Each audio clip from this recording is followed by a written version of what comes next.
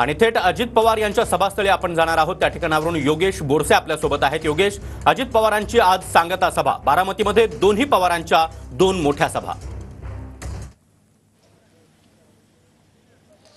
निश्चितच सागर, आज बारामतीत अजित पवारांची सांगता सभा पार पडणार आहे। बारामतीतले याच मिशन हायस्कूल मैदानावर दुपारी 2 वाजता या सांगता सभेला सुरुवात होणार आहे। या सभेची तयारी जवळपास पूर्णत्वास आलेली आहे आणि अजित पवार हे साधारणतः 2 नंतर या सांगता सभेला पोहोचतील, कारण राज्यभरात इतर ठिकाणी सुद्धा अजित पवारांच्या जाहीर सभा पार पडणार आहेत आणि शेवटी बारामतीमध्ये येणार आहेत। आणि आज या सांगता सभेच्या माध्यमातून अजित पवार नेमकं काय भाष्य करणार याकडे संपूर्ण बारामतीकरांचं लक्ष लागून आहे। आजच्या सभेला अजित पवारांचे संपूर्ण कुटुंबीय उपस्थित असणार आहेत।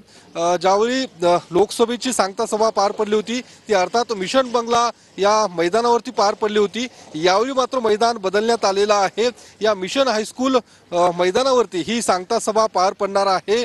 लोकसभेमध्ये ज्यावेळी एकूण बारामतीकडे संपूर्ण देशवासियांचं लक्ष लागून होतं, त्याच पद्धतीने या विधानसभा निवडणुकीत सुद्धा राज्याचं लक्ष या बारामतीच्या लढतीकडे आहे, कारण बारामतीमध्ये युगेंद्र पवार विरुद्ध अजित पवार अशी थेट लढत आहे। बरोबर आहे योगेश, तुम्ही आपल्या सोबत राहात। तर शरद पवार यांची सांगता सभा ज्या ठिकाणावर पार पडणार आहे त्या ठिकाणावरून प्रदीप कापसे आपल्या सोबत आहेत। प्रदीप, शरद पवार यांची युगेंद्र पवार यांच्यासाठी सांगता सभा कशा प्रकारे तयारी?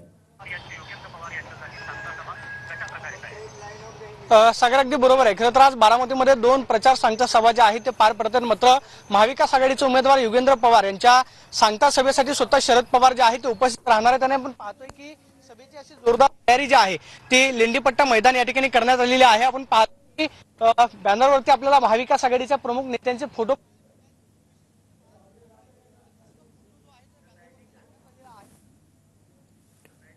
नक्कीच। तर प्रदीप यांचा आवाज आपल्यापर्यंत पोहोचत नाहीये, पुन्हा एकदा जाण्याचा प्रयत्न आपण करूया। मात्र बारामतीमध्ये आज 2 सांगता सभा, एक थोरल्या पवारांची तर दुसरी अजित पवार यांची।